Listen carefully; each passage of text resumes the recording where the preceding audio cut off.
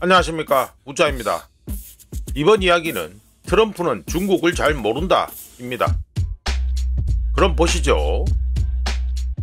손자병법에서 가장 유명한 구절 중 하나인 적을 알고 나를 알면 100번 싸워도 위태로움이 없으며 적을 알지 못하고 나를 알면 한 번 이기고 한 번 지며 적을 모르고 나를 모르면 싸움마다 반드시 위태롭다를 트럼프가 알았다면 중국과의 무역전쟁에서 쉽게 이길 수 있다고 주장하지 않았을 것입니다.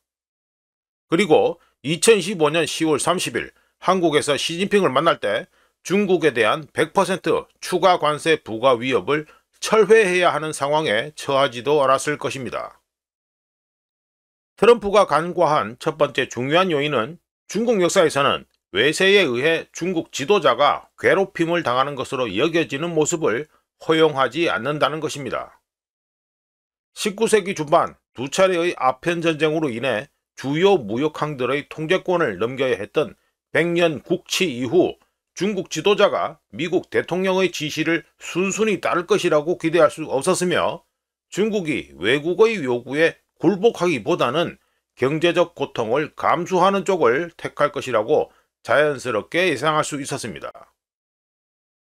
트럼프가 간과한 것으로 보이는 두 번째 요인은 미중 무역전쟁에서 주도권을 쥐고 있는 쪽은 미국이 아니라 중국이라는 점입니다.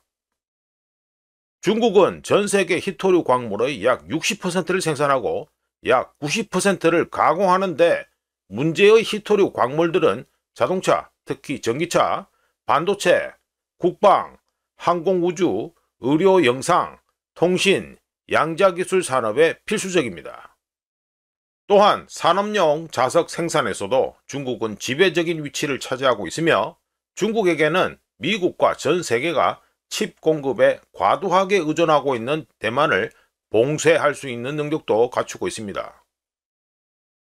트럼프가 간과한 세 번째 요인은 첨단 반도체 칩에 대한 미국의 수출 통제에도 불구하고 중국이 가진 경제적 회복력과 첨단 기술 분야 육성 능력을 과소평가한 것입니다. 부동산 버블 붕괴로 약화된 중국 경제가 주요 수출 시장의 폐쇄를 견뎌낼 수 없을 것이라고 트럼프가 생각한 것 같은데 중국은 다른 시장으로 수출을 전환함으로써 미국 수출 시장에서의 손실을 충분히 만회 중입니다.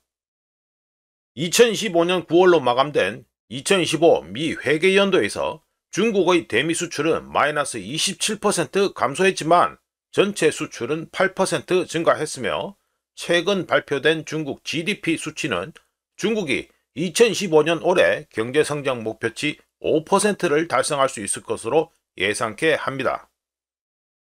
시진핑은 경제적 고통을 더 잘 감내하는 능력에서 중국의 정치 체계가 미국보다 더 뛰어나다고 정확히 계산한 것으로 보입니다. 관련한 분명한 증거는 2015년 4월 2일 이른바 해방의 날 관세 발표 이후 주식시장이 하락하자 신속하게 경제정책을 뒤집은 트럼프의 움직임 또는 타코에서 잘 드러나는데요. 관세 발표 후 이틀 만에 주식시장이 마이너스 10% 하락하자 트럼프는 일주일 만에 대부분의 국가들에 대한 해방의 날 관세 인상 적용을 90일간 보류하겠다고 선언했고 2015년 5월 2일에는 중국에 대한 수입 관세마저 145%에서 30%로 낮췄습니다. 2025년 10월 11일에도 추가 관세 100%를 11월 1일부터 부과하겠다고 중국을 위협했다가 또다시 물러섰는데 이는 중국에 대한 관세 위협 발표 이후 하루 만에 주가가 폭락한 데 따른 대응 조치 또는 타코 짓이었습니다. 지금까지 말한 모든 것들을 종합해보면 경주 에이펙뿐만 아니라 이후에도 시진핑이 실질적인 대가를 받지 않고 중국의 히토류 수출 규제를 완화할 가능성이 매우 낮다는 걸 알려줍니다. 그리고 시진핑이 트럼프를 상대로 최소한 추가 관세 100% 위협을 철회하고 첨단 칩에 대한 미국의 수출 통제 완화도 요구할 것이라고 보는 것이 합리적입니다.